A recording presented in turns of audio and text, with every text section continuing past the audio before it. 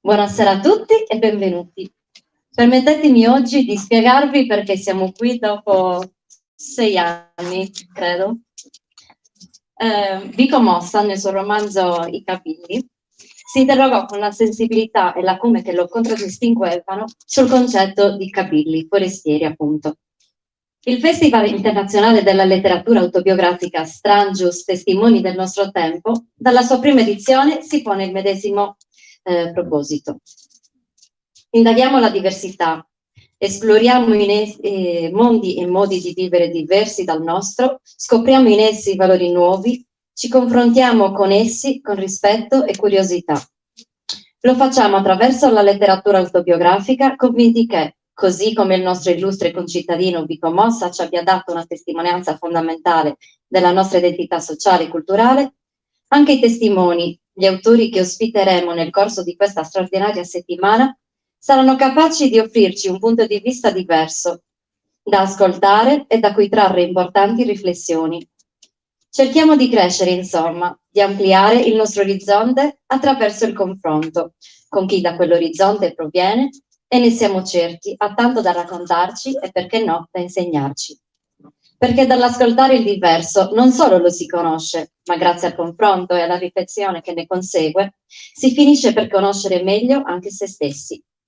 Auguriamo a tutti un buon festival che sia proficuo, importante e utile a tutti. Buon Strangius!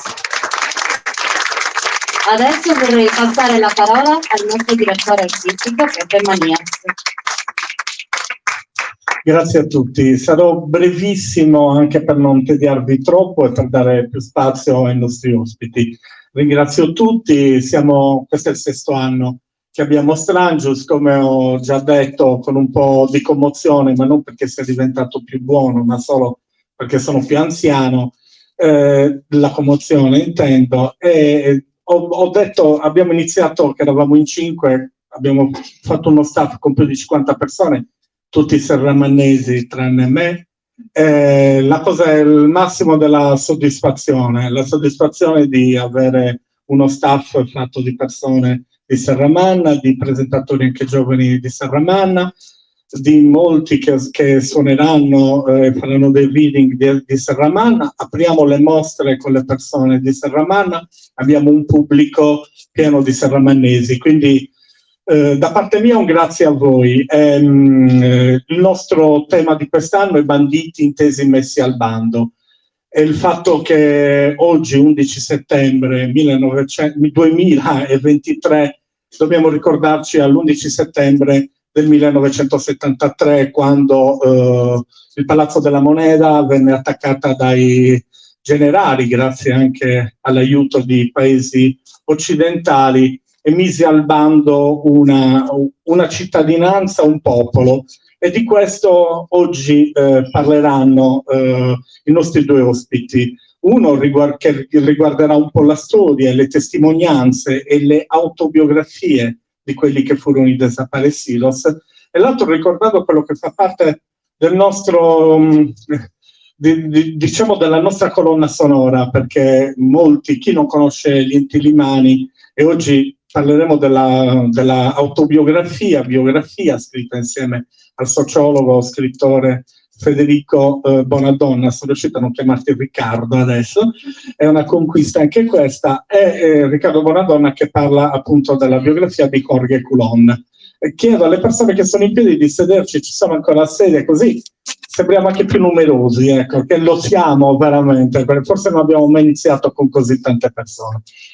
Passo quindi la parola al sindaco, al dottor Gabriele Littera, gli passo la parola. Grazie a tutti e grazie della vostra presenza.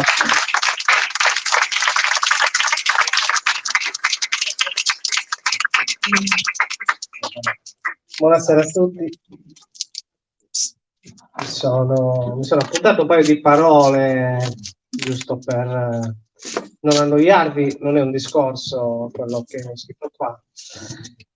Intanto questo è il solito momento dell'emozione di tutti quelli che hanno costruito nei mesi se non addirittura negli anni, chiaramente, un'iniziativa come questa, per cui è sempre bello essere, come dire, all'apertura di un festival che rubo con piacere, non che sia un bandito, le parole del direttore. È un festival impegnato. Il tema di quest'anno, gli ospiti di quest'anno, tutti i libri che saranno presentati, le mostre che accompagneranno tutto il periodo del festival, sono appunto impegnati. Sembra, come dire, sembra strano parlare di impegno in un momento storico in cui, non lo so, forse siamo sopraffatti dalla leggerezza, dove tutto sembra, no, superfluo, leggero, poco importante. Invece ogni tanto c'è qualcosa che ci riporta al giusto peso delle cose, come Strangius e come il tema anche di quest'anno, che è stato scelto l'anno scorso. Questa è un'altra caratteristica interessante di Strangius, no? Comunque ci proietta in avanti, no? Prima di iniziare anche questo momento c'era chi, no, prendeva il foglietto, se ne andava nel suo seggio elettorale e votava il tema dell'anno prossimo, e quindi già c'è quella curiosità sana di dire: ma l'anno prossimo di che parliamo? Di muri, no? Di sport?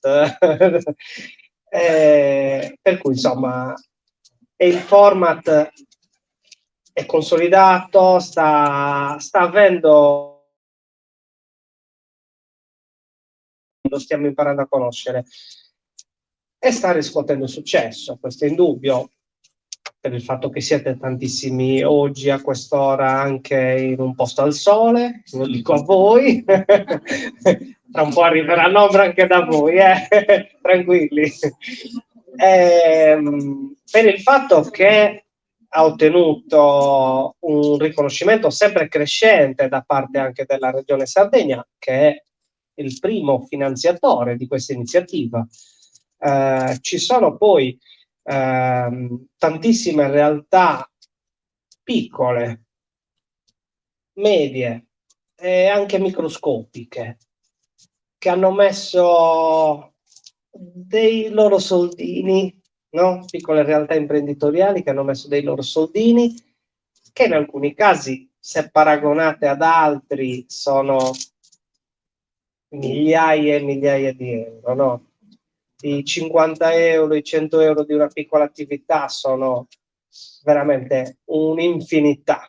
Come dire, con Guido ne abbiamo parlato, commoventi, quando un festival di questo tipo, appunto, che non è di visibilità, non aumenta chissà quanto gli affari di chi decide: mettiamo questi 50 euro a correre.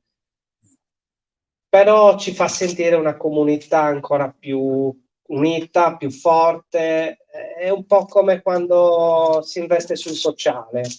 Non c'è bisogno di un ritorno economico, è un ritorno sociale, e questo è un ritorno culturale, per cui è bene che ci sia. Due parole anche su questa fantastica location, no? Signora Martina, che è un altro pilastro di questo evento. Facciamogli un applauso, ci ospita sempre, ci apre le porte.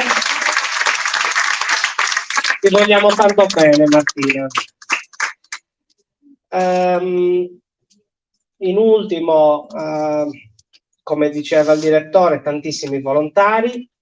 Anche questo è un segnale del fatto che è un festival che cresce, è un'iniziativa che attira, che attrae persone, che le rende partecipi, le coinvolge e tira fuori qualcosa da ognuno, no? Che sia lo spirito artistico e l'estero, come di tutti gli artisti che saranno appunto coinvolti, che sia delle associazioni che hanno curato e curano appunto le installazioni, le mostre e quant'altro, chi coordina, insomma, veramente tutti i serramanesi che sono coinvolti in maniera diretta o indiretta.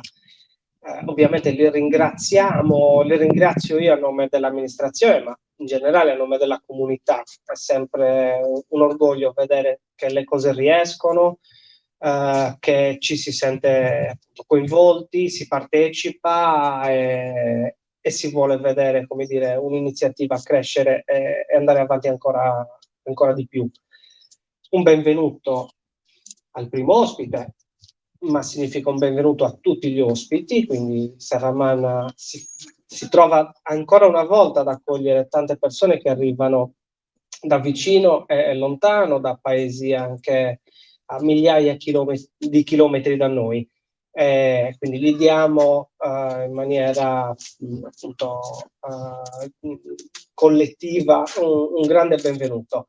C'è qualche novità anche quest'anno, come tutti gli anni, insomma, si aggiunge qualcosa, c'è qualche momento di dopo festival.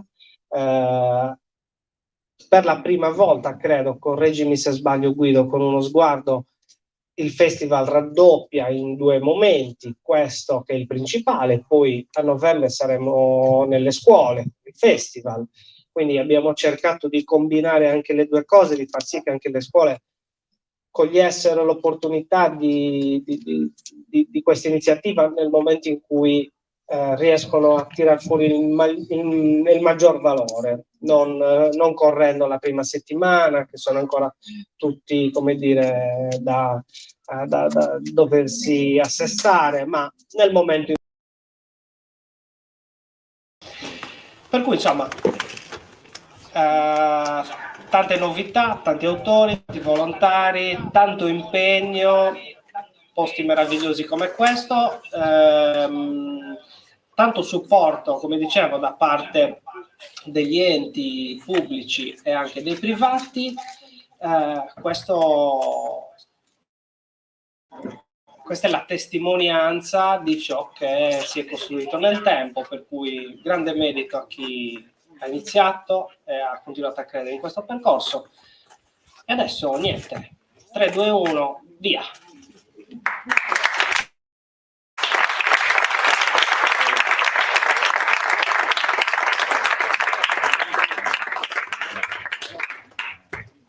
Eccoci, adesso possiamo cominciare. Innanzitutto vorrei salutare la prima artista che ci accompagnerà questa sera e poi ci saranno vari artisti che faranno delle pitture in estemporanea durante tutte le sere di questo festival. La prima è Eloise Rene Serpi, vorrei che le faceste un applauso. E poi questa sera accompagnerà le presentazioni dei nostri libri, dei nostri autori, Marco Ardau, okay, con il suo reading Parole e suoni dal Cile. Prego. Grazie.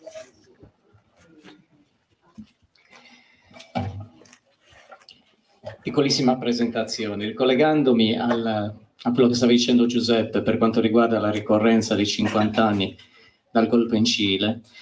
La prima canzone che vi proporrò venne scritta da Victor Hara nel 1973, proprio poco prima del violento colpo di Stato.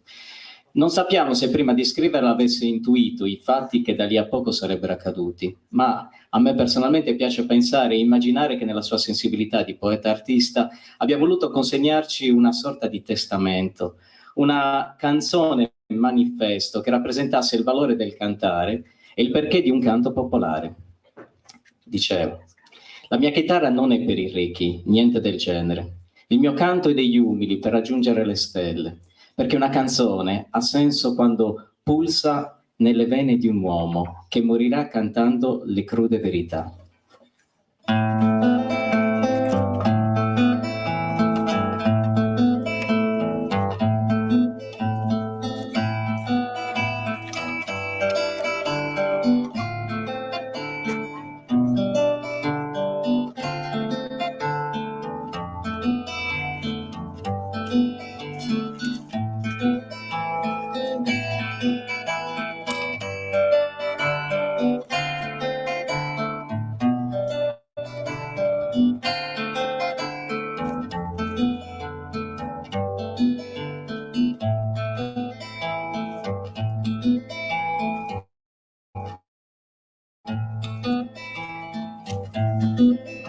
Yo no canto por cantar,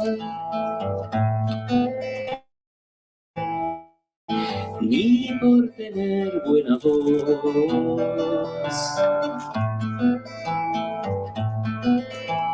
Canto porque la guitarra tiene sentido y razón.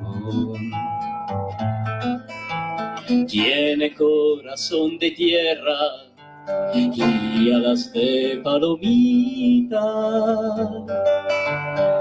Es como el agua bendita, su antigua gloria si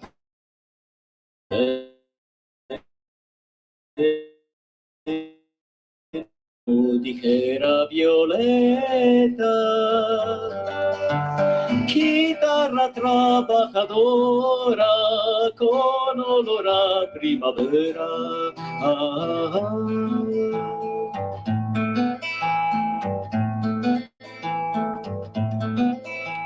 Que no es guitarra de ricos, ni cosa que se parezca.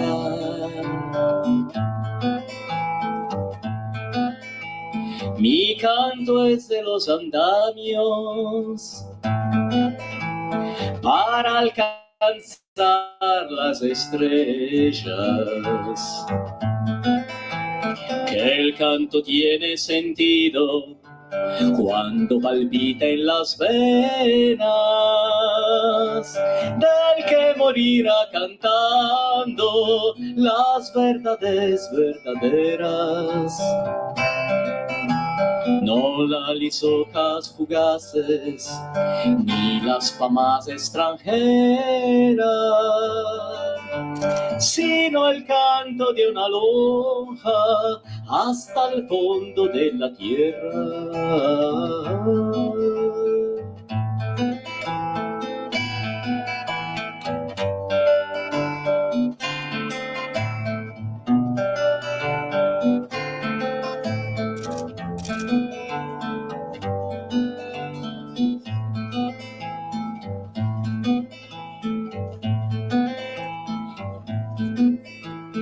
Ahí donde llega todo y donde todo comienza. Canto que ha sido valiente, siempre será canción nueva. Siempre será canción nueva. Siempre será canción nueva.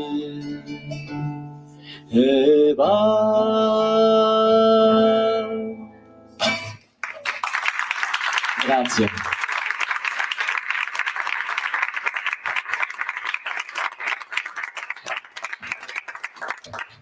Coordinerà il primo intervento di oggi Valeria Melis, classe 1997.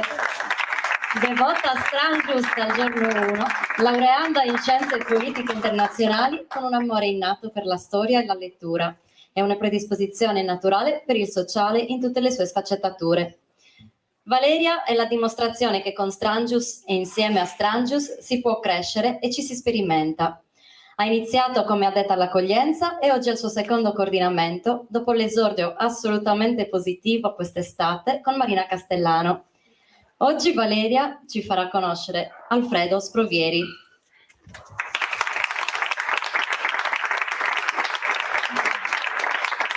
Allora, prima di iniziare con la presentazione del libro, volevo ringraziare lo staff di Strangius per avermi fatto inaugurare la 6ª edizione in questa data, che è molto importante. Perché è importante? Perché l'11 settembre del 1973 in Cile c'è stato un colpo di Stato. Un colpo di Stato in quanto venne rovesciato il governo democratico di Allende da parte di Pinochet. Con questo presento Alfredo Sprovieri, che è uno dei 3 che ha partecipato alla stesura del libro che presenteremo oggi, che si intitola Archivio Desaparecido. È un libro che tratta delle testimonianze di queste persone che sono state non è che sono state.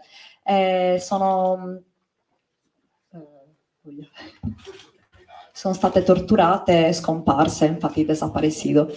È un progetto che è durato per 3 anni, li ha portati a viaggiare in Italia, in Cile e in Argentina. Con questo io non voglio fare spoiler, quindi parto subito con la prima domanda, ovvero qual è lo scopo dell'archivio desaparecido? Grazie. Innanzitutto una buona serata a tutte e a tutti e davvero grazie di avermi aperto le porte di casa vostra. Lo apprezzo moltissimo e cerco davvero di entrare non solo in punta di piedi, ma con un senso di gratitudine e di bellezza che è quello che restituite tutti voi insieme, perché lo scopo di questo progetto sta in mano a voi. Un progetto che ha un libro, lo abbiamo fatto come Centro di Giornalismo Permanente, che è un'associazione che è a Roma, con i colleghi Elena Basso e Marco Mastrandrea, ed è un progetto che riguarda non solo un libro, ma anche un podcast che potete trovare gratuitamente sull'app della RAI, su Rai Play Sound, che si chiama anche Archivio Desaparecido. Tra l'altro la prima puntata parte proprio da quell'11 settembre, parte dal Cile, e vorrei ritornarci più avanti. È anche un sito multimediale assolutamente a disposizione di tutti, dove tutte queste testimonianze sono state riversate in video. Nel libro si aggiunge un punto di vista di esperti per ogni paese, perché noi ci siamo concentrati su Cile, Argentina e Uruguay, perché partivamo da un processo, partivamo da un maxi processo. Io sono cresciuto come giornalista seguendo le guerre di mafia e le faide in Calabria, nella terra dalla quale provengo, e quando ho sentito che c'era un maxi processo a Roma ho avuto un attimo il sogno di una carriera. Il maxi processo, l'avevo visto in TV, il maxi processo a Cosa Nostra. C'è di nuovo un maxi processo, vediamo se riesco ad entrare, se c'è una possibilità di seguirlo, sarà pieno di giornalisti come all'epoca sarà in diretta televisiva. In realtà ero l'unico giornalista iscritto ad entrare italiano quel giorno. Era un processo, nonostante era in un'aula bunker a Re Bibbia a Roma, che non era seguito da nessuno. Da lì abbiamo avuto l'intuizione di raccogliere tutte queste testimonianze e viaggiare soprattutto tutte le regioni italiane per raccoglierle. Perché le regioni italiane? Perché il nostro progetto raccoglie le testimonianze di cittadini originari italiani e cittadini che sono stati accolti grazie all'asilo politico in quegli anni in Italia. Quindi anche se vi capita poi di andare sul sito, di sentire in particolare il podcast, potrete immedesimarvi anche negli accenti che sono italiani. Quindi è una storia che ci riguardava. Questa era la prima cosa che volevamo fare. Perché lo scopo ultimo di tutto questo sta a voi? Ed è molto importante. Perché queste persone che erano normali cittadini, sono state rapite, incappucciate, torturate, fatte sparire una volta morte. Perché, virgolettato di uno dei generali, in questo caso era un'altra dittatura, forse la prima, una delle più feroci, che era quella brasiliana, lessi nelle carte questo virgolettato, perché di loro non rimanga traccia. Allora, se i dittatori hanno fatto questo perché di loro non rimanesse traccia, noi oggi tutti insieme gli diciamo che questa traccia c'è, che ci siamo mossi da casa, che ci siamo messi col sole in faccia ad ascoltare questa traccia. Spesso si dice abbiamo dato voce a queste storie. No, queste storie la voce già ce l'avevano, una voce cristallina, forte. Serviva qualcuno che le ascoltasse. Quindi se voi oggi avete dedicato un po' del vostro tempo ad ascoltare e a fare spazio, ad aprire le porte anche a queste storie, non solo a me, state facendo qualcosa di più importante di ascoltare una storia. State dicendo ad un dittatore non ce l'hai fatta, io ti ho fermato, hai fallito grazie al pomeriggio che ho dedicato all'ascoltare. Quella traccia esiste.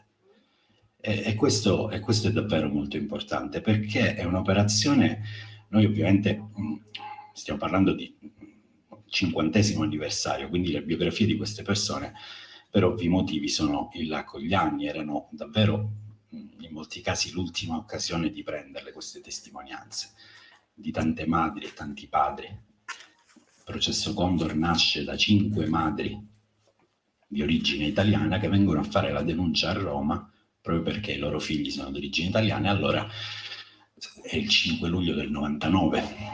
Nel 2019 sono arrivate 19 ergastoli, quindi alla fine ce l'hanno fatta, ma è partito tutto da 5 madri italiane che hanno ricomposto l'oceano e sono venute a fare la denuncia qui in Italia.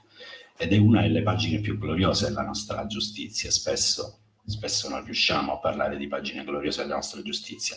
In questo caso lo possiamo dire in modo forte, e non ha trovato lo spazio che secondo noi meritava. Perché? Perché non finisce qui, non è un processo solo di memoria, ed è molto importante.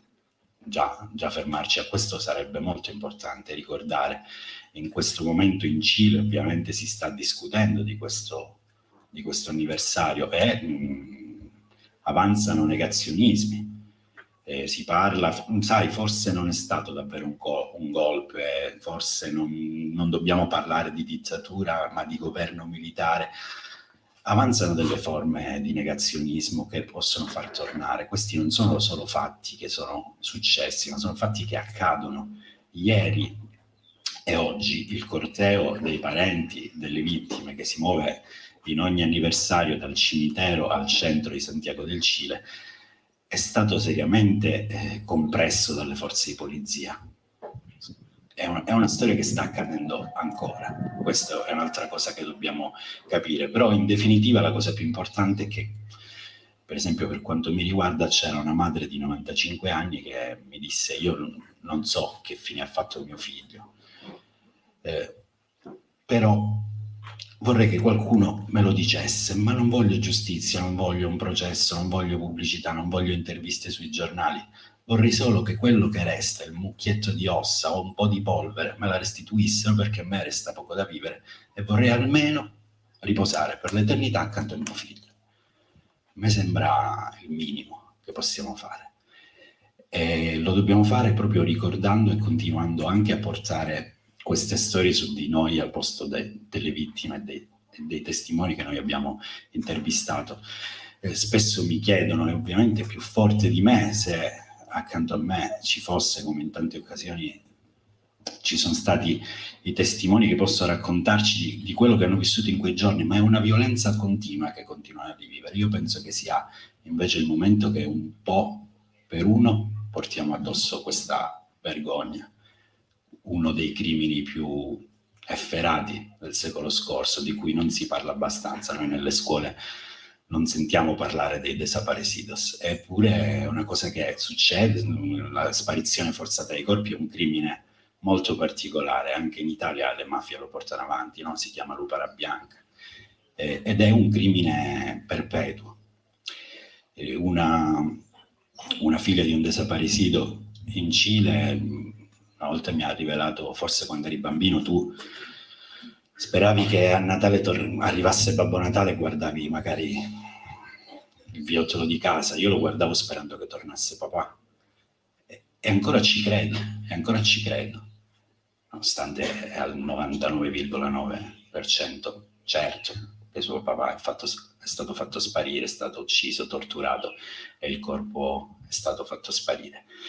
Questo ci dice davvero che dobbiamo ancora insistere, dobbiamo fare ancora voce. Quindi lo scopo, rispondo definitivamente alla tua domanda in 2 parole, lo scopo di questo libro è ancora parlare, cercare di fare forza in chi sa, quindi soprattutto gli organismi militari di quei paesi, ma anche le diplomazie dei nostri paesi. L'Italia e il Vaticano non hanno mai aperto gli archivi su questo, quindi Archivio Desaparecido gioca anche su questo, un archivio che è stato perso. Noi invece vogliamo che insieme alle persone che ci offrono il loro tempo per ascoltare queste storie piano piano si ricostruisca e a queste persone venga data una risposta.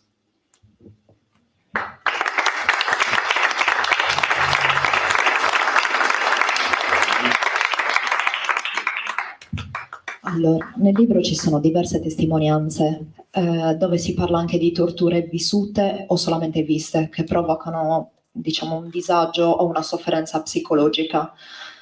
Com'è stato per queste persone parlare della sofferenza che hanno vissuto? Che domanda, grazie. Domanda difficilissima. Allora, sto pensando a Pedro Guerra Figueroa, originario di Scalea in provincia di Cosenza, vicino al paese da dove vengo io, che ho incontrato insieme agli altri autori del libro a Parma qualche anno fa. Lui è stato uno dei primi ad essere accolti in Italia con l'asilo politico in quegli anni. Ha fatto l'operatore, il tecnico informatico per un'azienda bancaria, adesso è in pensione. Lui venne preso, lui era un giovane, oggi potremmo dire un giovane quadro della giovanile del partito a Santiago del Cile, in più aveva 24 anni quel giorno, lavorava in banca, nella banca di fronte al Palazzo della Moneta, sulla stessa piazza dove gli aerei cominciavano a bombardare il palazzo, e si trova in mezzo ad in una porta girevole della storia, perché avevano un piano, sapevano che stava per accadere questo, avevano un piano per esfiltrare il presidente e portarlo in salvo, ma trovano un cancello chiuso e non riescono ad arrivano quando è troppo tardi, quando già il presidente lo troveranno morto. Viene preso insieme a tanti altri ragazzi dopo un minimo di scontro con i militari, che erano ovviamente in numero e in armamento molto maggiore a questi giovanissimi, e in questo caso, attenzione, giovanissimi immigrati italiani, che hanno dato tutto per la causa del paese che li ha ospitati. Questa è un'altra grandezza italiana che dobbiamo avere l'orgoglio di dire. I nostri immigrati hanno fatto grandi tanti altri paesi, hanno dato tutto. Ci sono moltissimi sardi, moltissimi calabresi, dobbiamo esserne orgogliosi. Pedro viene portato allo stadio nazionale di Santiago del Cile, viene portato negli spogliatoi, che erano delle segrete, e viene scelto per una tortura particolare, è vero, non gli torcono nemmeno un capello. Gli mettono una sedia, siediti qui, lo chiamano ogni giorno alla stessa ora e lo fanno assistere alle torture dei suoi amici. Questo è quello che gli è capitato, questo è quello che si porta ancora addosso. Lui oggi, Pedro, gli avevo chiesto se voleva venire qui, ma è stato chiamato in questo momento, bisogna vedere un attimo col fuso orario, ma oggi è di nuovo allo stadio a parlare ai ragazzi cileni. Lui è contentissimo di farlo, ma io so benissimo, anche per i guai fisici che si porta, i guai di salute che si porta, che sarà un'esperienza davvero forte, ma lui ancora lo vuole fare. E questa è una delle storie. Un'altra storia incredibile, perché non è facile davvero, la domanda è giustissima, non è facile fare le domande e farli ripiangere, farli soffrire di nuovo.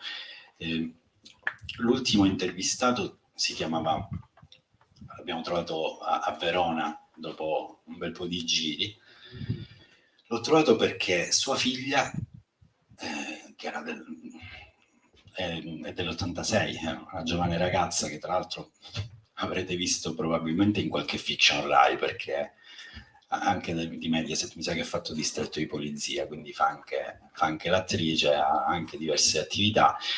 Io, facendo una ricerca e associando un po' di dati, mi sono reso conto che era lei che cercavo, perché suo papà e sua mamma vengono presi a Cordoba in Argentina e vengono portati alla Perla, che era un centro clandestino di detenzione, e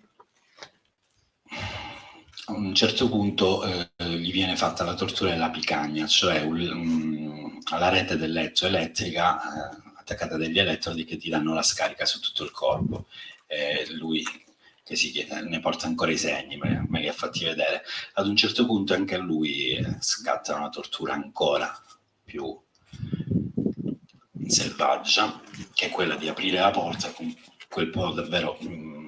Vi invito ad andare sul sito a cercare il video, lì la racconta, e lui poi è bravissimo a farcela rivedere come in quegli anni. A un certo punto, con la vista appannata che riusciva, vede sua moglie che era incinta ai 6 mesi, stesso tipo di tortura.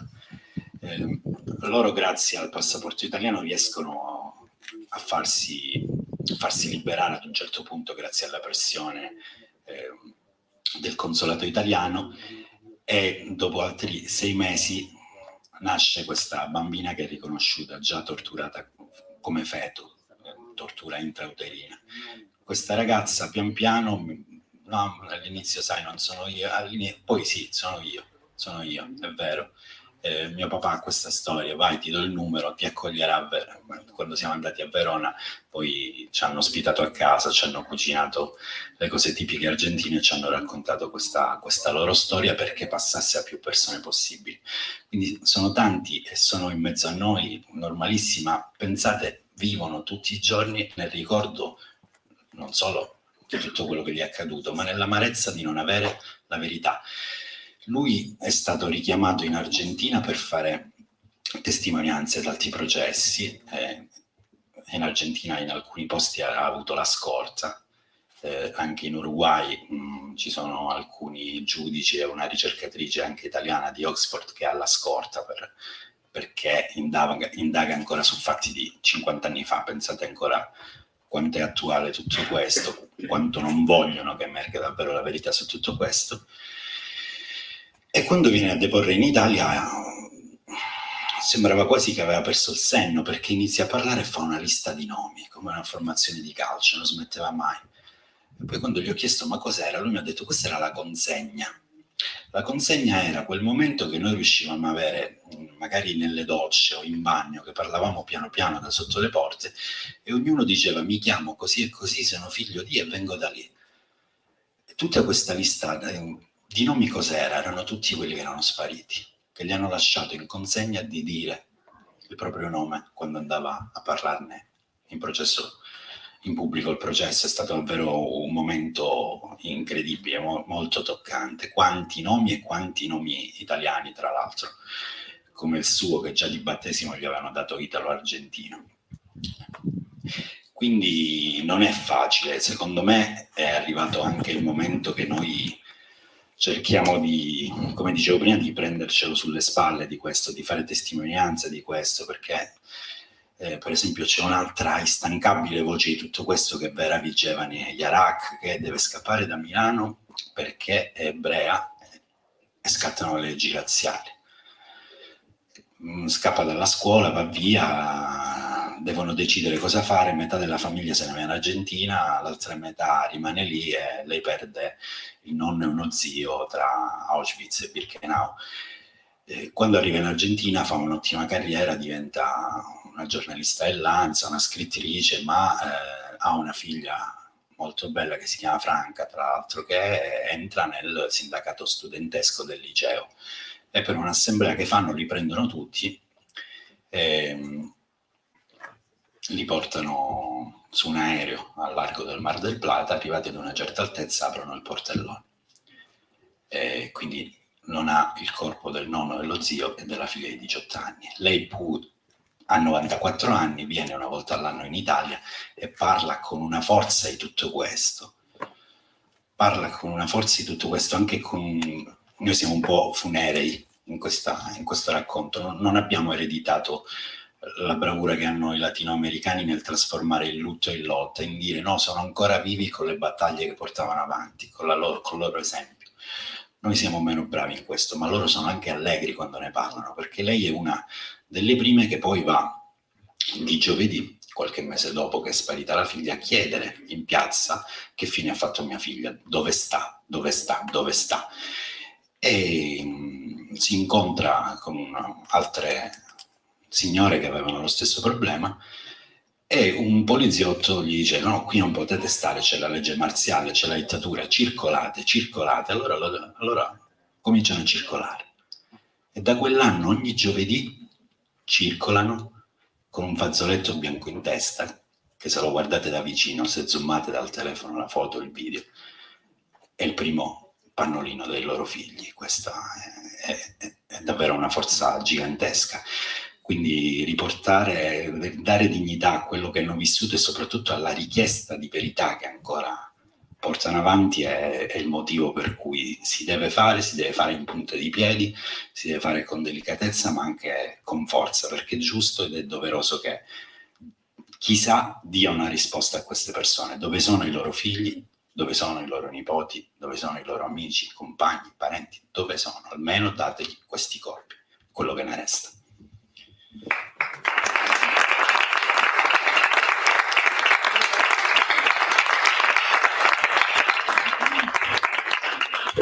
Allora, leggendo questo libro ci sono diverse interviste. Sono state intervistate per la prima volta queste persone e soprattutto è stato difficile gestire il valore e l'importanza di quelle testimonianze che sono state raccontate e poi scritte, ovviamente. Sì, alcuni davvero per la prima volta, perché c'è anche una cosa molto interessante: alcuni non vogliono essere costretti a ricordare quel passato per tutta la vita, a parlarne, non vogliono più, la vita è andata avanti. Non voglio che i generali mi costringono per la vita a parlare di loro. Quindi all'inizio io ho avuto molte di queste difficoltà, molte case che mi dicevano no, ma non sono io, hai sbagliato il citofono, no, io mi chiamo in un altro modo. Alcuni anche per paura ancora che gli successe qualcosa, perché non tutti sono chiamati ad essere degli eroi o a portare davvero questo peso sulle spalle, non ce la fanno alcuni. In particolare una persona che si chiama Walter Mario Castiglia non aveva mai parlato e anche le prime 2 o 3 interviste non siamo riusciti a farle perché esplodeva in un pianto incontrollabile, quindi poi tutti giustamente i familiari se la prendevano come te l'avevo detto, non farlo parlare di questa cosa. Mi sentivo anche in estremo imbarazzo.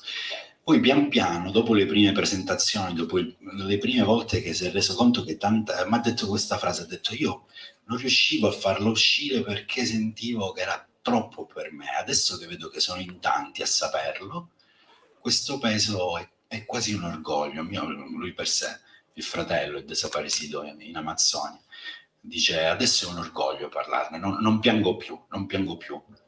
E quindi la risposta in quel caso che mi sono dato è che ne è valsa la pena, ne è valsa davvero la pena.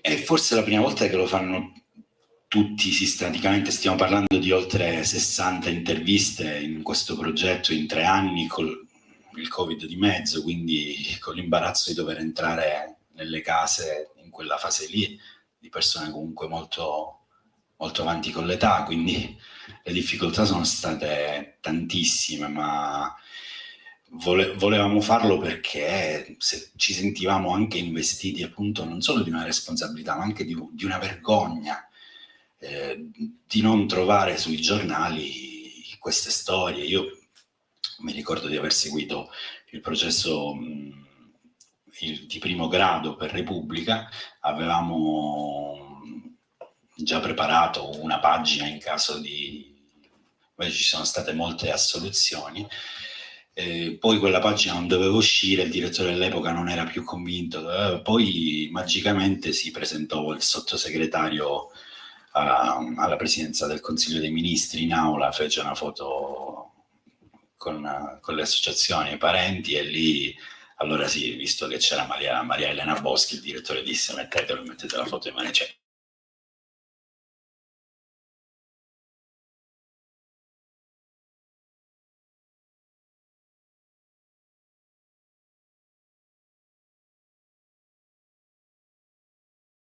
riuniva tutti e facevano questa festa con l'asado per ore e ore, poi ti raccontavano la storia, piangevano, poi subito dopo scusami adesso basta perché è iniziato il tango e andavano a ballare. Anche questa vitalità sudamericana che ce la sogniamo, forse dovremmo imparare a dire non passa nada, la vita va avanti. Però era importante, insomma, secondo noi mettere tutto a sistema, lasciare non solo, ripeto, ripeto, in un libro che ci sono anche, diciamo, un punto di vista più storiografico e storico di esperti per ogni paese, ma di lasciare a sistema un archivio multimediale disponibile, gratuito per tutti, perché sono storie che appartengono al popolo e al popolo dovevano tornare nel nostro intento. Io spero che davvero che ci siamo riusciti al meglio, perché facile non è stato, e siamo riusciti a farlo chiedendo una sottoscrizione online.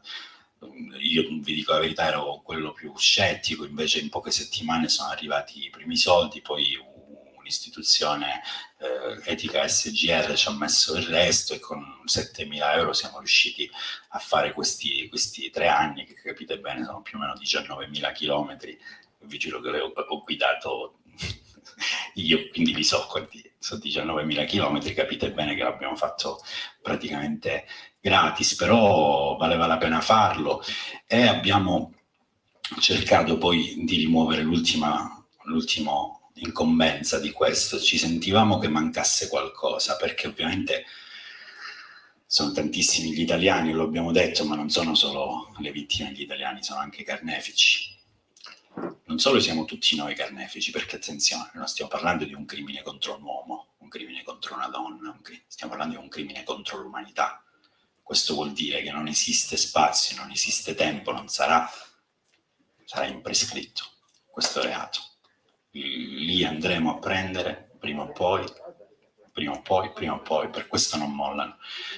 E noi come umanità siamo chiamati a reagire, almeno a vergognarci. Cioè, a me quella signora sembrava mia nonna, ho detto: ma cosa sta chiedendo? Solo sta scatolina che è rimasta, che è al ministero, per metterla al cimitero accanto a lei. Sembra una roba banalissima, dateglielo subito, non ci dovrebbe essere nemmeno discussione. Invece ovviamente ancora lei è morta nel frattempo, ma non l'ha avuto. Alcuni hanno avuto la fortuita, tra virgolette, ma erano felici di dirlo, perché per esempio nel caso il mare oppure degli scavi hanno restituito un pezzetto di ossa facendo le analisi del DNA, sapete, anche i figli, loro rubavano anche i figli, per questo quella ragazza ha rischiato. C'è una banca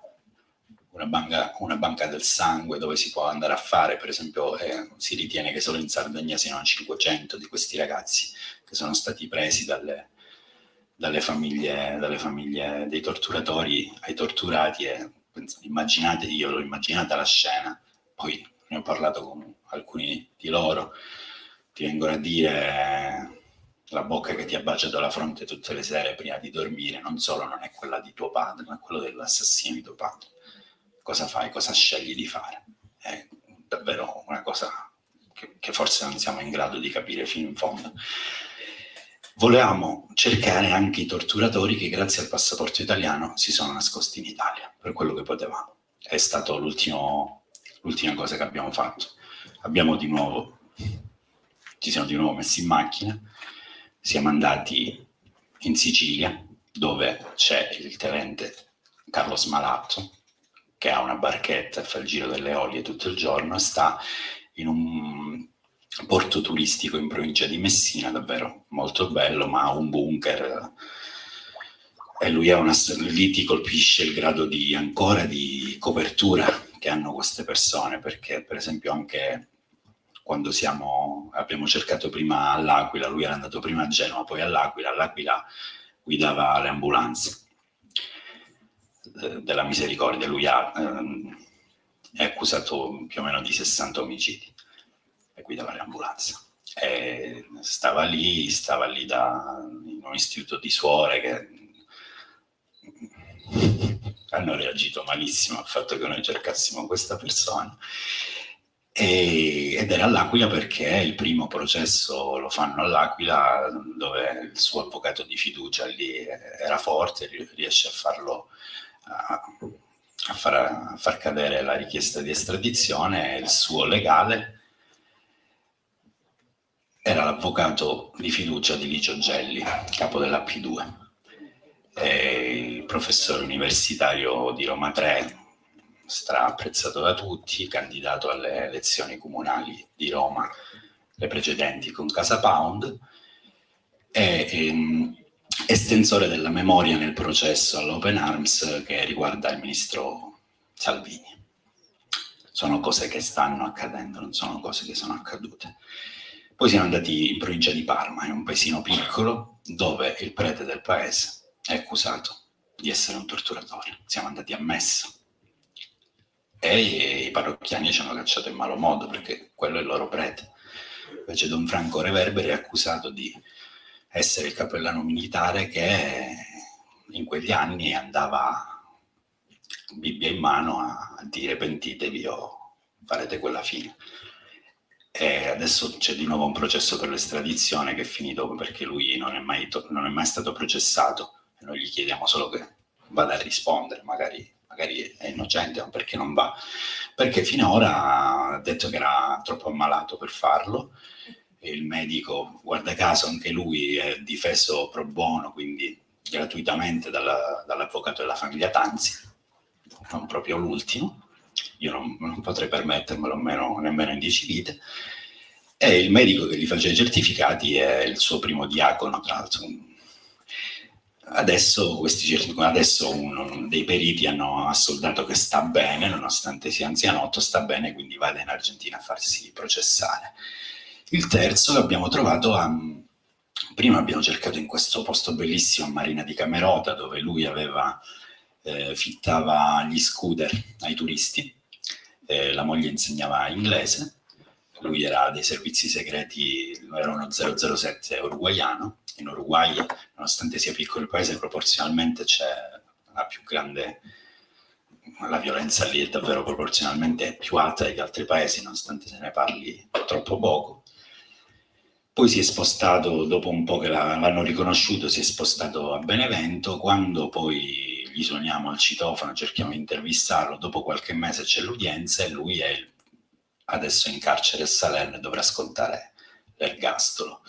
Questo lavoro si chiama I Fuggitivi ed era il nostro modo per dire non solo celebrare le vittime e i parenti di origine italiana, ma anche cercare di chiamare alle responsabilità, dare una risposta ai torturatori che grazie al passaporto italiano vivono ancora impuniti nel nostro paese, e questo per un paese civile è intollerabile. È intollerabile. Andate a processo, rispondete alle accuse che vi fanno, speriamo che siete innocenti, ma andate lì. Dopo 40 anni è vostro dovere andare a dare risposta a queste persone. Quindi con quel tentativo si conclude questi nostri 4 anni su questa storia, e siamo sicuri che ne sia valsa la pena, e la disponibilità, la vostra attenzione e spero la volontà, una volta arrivati a casa, di allargare questa macchia d'olio, di far spazio alla vostra curiosità, alla vostra umanità su questa storia, penso che possano renderci tutti più forti, perché queste cose non accadano davvero mai più. Grazie.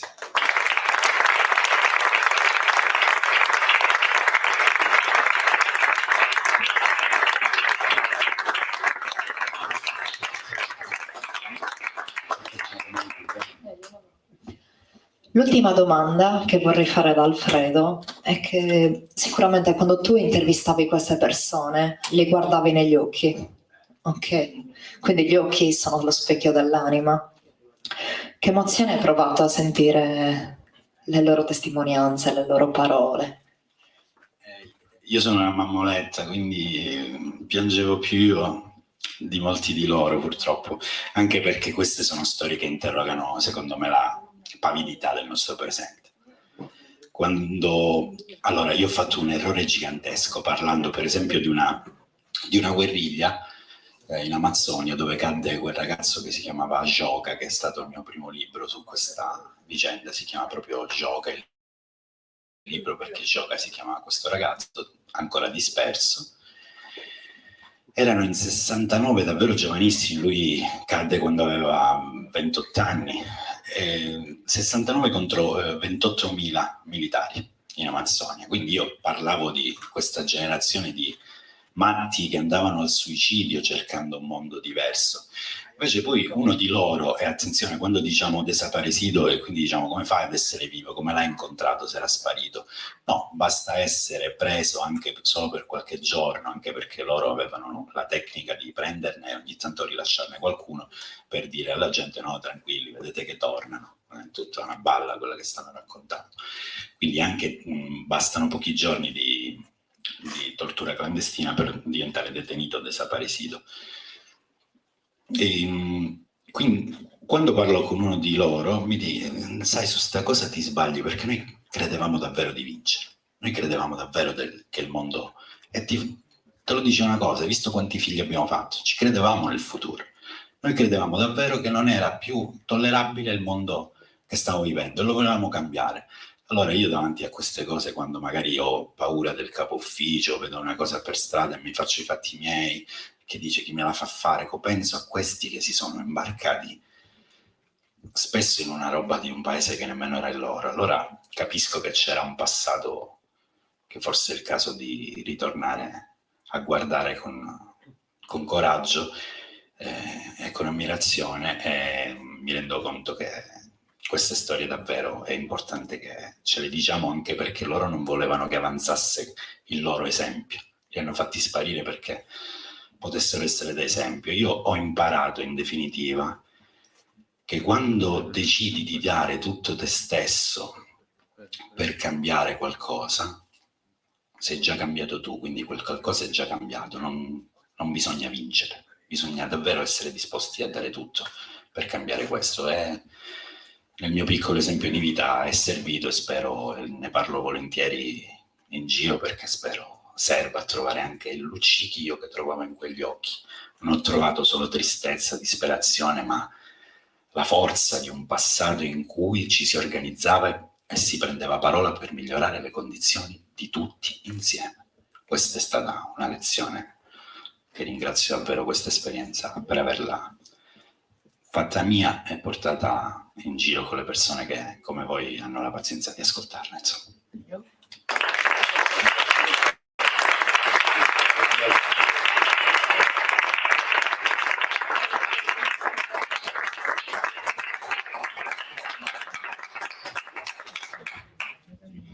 Allora, eccoci. Grazie mille per la tua testimonianza, Alfredo, grazie a Valeria per aver coordinato.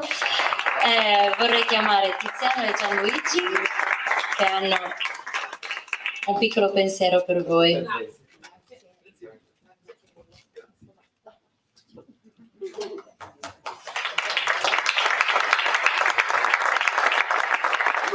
Grazie ancora a entrambi. Adesso lascio la parola a Marco Ardau.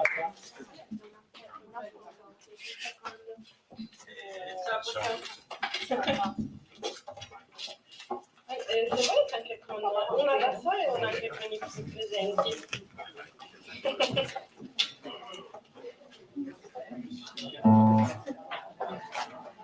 Aspetta che mi metto qua perché anche la scritta al brand.